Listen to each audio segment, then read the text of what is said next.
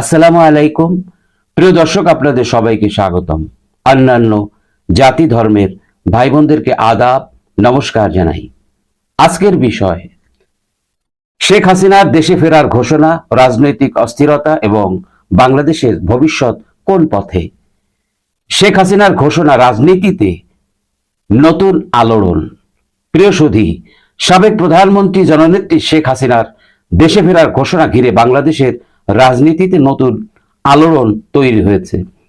ভারতীয় গণমাধ্যম সহ বিভিন্ন প্রচার মাধ্যমে তার বক্তব্য প্রকাশের পর রাজনৈতিক মহলে শুরু হয় আলোচনা সমালোচনা।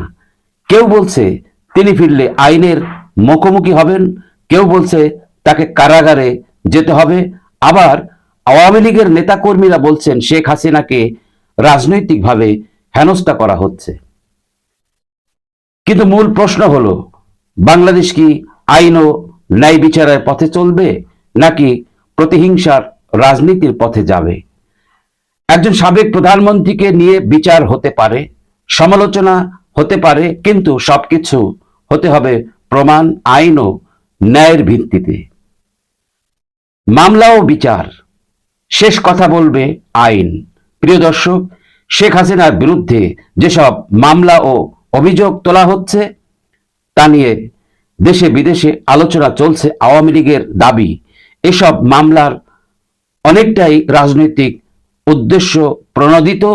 অন্যদিকে বিরোধীরা বলছে অভিযোগ থাকলে তাকে আইনের মুখোমুখি হতে হবে। কিন্তু মনে রাখতে হবে, কাউকে অপরাধী প্রমাণ করতে হলে আদালত, প্রমাণ এবং নিরপেক্ষ বিচার দরকার। রাজনৈতিক বক্তব্য, গণমাধ্যমের প্রচার বা সামাজিক যোগাযোগ মাধ্যমের উত্তেজনা দিয়ে কাউকে দোষী বানানো যায় না। রাষ্ট্র যদি প্রতিশোধের পথে হাঁটে তাহলে ন্যায় বিচার দুর্বল হয়, আর ন্যায় বিচার দুর্বল হলে ক্ষতি হয় দেশের, ক্ষতি হয় মানুষের, ক্ষতি হয় গণতন্ত্রের। শেখ হাসিনার ফেরার খবরে এত অস্থিরতা কেন? প্রিয় সুধী, শেখ হাসিনার দেশে ফেরার কথাতেই কিছু মহলে এত অস্থিরতা কেন? এই প্রশ্ন এখন অনেকের মনে।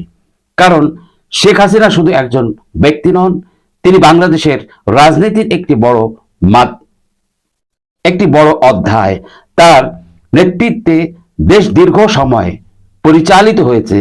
তার শাসনামল নিয়ে সমর্থনও আছে, সমালোচনাও আছে। তবে তার ফেরার ঘোষণা রাজনৈতিকভাবে বড় বার্তা দেয়। এই বার্তা হলো, আওয়ামী লীগ এখনো রাজনীতির মাঠ থেকে হারিয়ে যায়নি। যারা ভেবেছিল আওয়ামী লীগকে সহজেই শেষ করে দেওয়া যাবে, তারা এখন নতুন হিসাব কষছে। আওয়ামী লীগের দাবি, নেত্রী অন্যায়ের কাছে মাথা নত করেন না। প্রিয় দর্শক, আওয়ামী লীগের নেতাকর্মীরা বলেছেন শেখ হাসিনা অন্যায়ের কাছে মাথা নত করার মানুষ নন। তিনি রাজনৈতিক ঝড়, চাপ ও ষড়যন্ত্র মোকাবেলা করেছেন, কিন্তু নিজের অবস্থান থেকে সরে দাঁড়াননি। তাদের দাবি, শেখ হাসিনার নামে যেসব মামলা ও প্রচারণা চলছে তা তার অনেকটাই তাকে রাজনীতি থেকে দূরে রাখার চেষ্টা, আওয়ামী লীগকে দুর্বল করা এবং মুক্তিযুদ্ধের পক্ষের শক্তিকে কোণঠাসা করাই এর উদ্দেশ্য। তবে রাজনৈতিক শক্তি টিকে থাকে জনগণের আস্থায়। তাই আওয়ামী লীগের সামনে বড় চ্যালেঞ্জ হলো জনগণের কাছে নিজেদের অবস্থান আবার শক্তভাবে তুলে ধরা।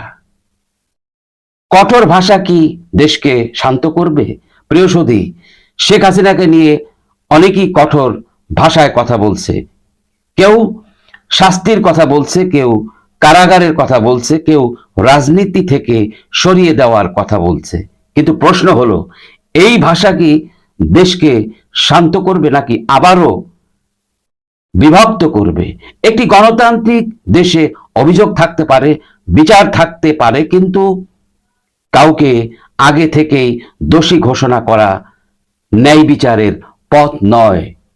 বাংলাদেশের মানুষ এখন শান্তি চায়, নিরাপত্তা চায়, আইনের শাসন চায়। আইন শেখ হাসিনার ক্ষেত্রেও সিদ্ধান্ত হওয়া উচিত আদালতে, প্রমাণের ভিত্তিতে, রাজনৈতিক প্রতিশোধের ভাষায় নয়। আন্তর্জাতিক দৃষ্টি ও বাংলাদেশের ভাবমূর্তি। প্রিয় দর্শক, শেখ হাসিনাকে ঘিরে যে পরিস্থিতি তৈরি হয়েছে তা শুধু বাংলাদেশের অভ্যন্তরীণ বিষয় নয়। একজন সাবেক প্রধানমন্ত্রীকে নিয়ে যে কোনো আইনি বা রাজনৈতিক পদক্ষেপ আন্তর্জাতিকভাবেও নজরে থাকবে। বিশ্ব এখন দেখে কোন দেশে আইন সবার জন্য সমান কিনা, বিচার ব্যবস্থা নিরপেক্ষ কিনা, রাজনৈতিক অধিকার রক্ষা করা হচ্ছে কিনা। তাই বাংলাদেশকে খুব সতর্কভাবে এগোতে হবে। রাষ্ট্রের আচরণ হতে হবে আইনি, স্বচ্ছ এবং ন্যায় বিচার ভিত্তিক। কারণ দেশের আসল শক্তি শুধু ক্ষমতায় নয়, দেশের আসল শক্তি মানুষের আস্থায়।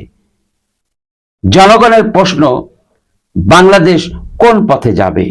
প্রিয় সুধী, আজ সবচেয়ে বড় প্রশ্ন, বাংলাদেশ কি প্রতিশোধের রাজনীতিতে যাবে নাকি গণতান্ত্রিক সমাধানের পথে যাবে?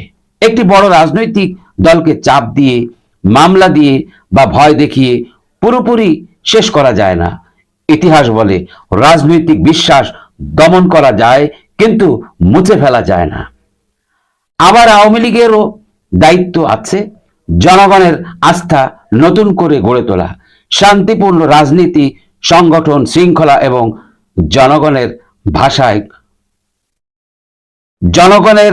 ভাষায় কথা বলাই এখন সবচেয়ে জরুরি। বাংলাদেশের মানুষ সংঘাত নয়, স্থিতিশীলতা চায়, প্রতিহিংসা নয়, ন্যায় বিচার চায়। শেষ কথা, নতুন রাজনৈতিক অধ্যায়ের শুরু। প্রিয় দর্শক, শেখ হাসিনার দেশে ফেরার ঘোষণা বাংলাদেশের রাজনীতিতে বড় ঘটনা। কেউ তাকে সমর্থন করবে, কেউ সমালোচনা করবে, এটাই গণতন্ত্রের বাস্তবতা। কিন্তু সিদ্ধান্ত হতে হবে আইন, প্রমাণ এবং ন্যায়ের ভিত্তিতে। কোনো গোষ্ঠীর প্রতিহিংসা নয়, কোনো পক্ষের ভয় নয়। বাংলাদেশের ভবিষ্যৎ নির্ধারণ করবে সাধারণ জনগণ। যদি শেখ হাসিনা দেশে ফেরেন, তাহলে রাজনীতির নতুন হিসাব শুরু হতে পারে। আওয়ামী লীগ নতুনভাবে সংগঠিত হতে পারে, আবার রাজনৈতিক অস্থিরতাও বাড়তে পারে। তাই এখন দরকার শান্তি, সহনশীলতা এবং আইনের শাসন। দর্শক, আপনারা কি মনে করেন, শেখ হাসিনার দেশে ফেরা কি নতুন রাজনৈতিক অধ্যায় শুরু, নাকি এতে আরো অস্থিরতা তৈরি হবে? আপনার মতামত কমেন্টে জানান। ভিডিওটি ভালো লাগলে লাইক দিন, শেয়ার করুন এবং চ্যানেলটি সাবস্ক্রাইব করুন। আসসালামু আলাইকুম।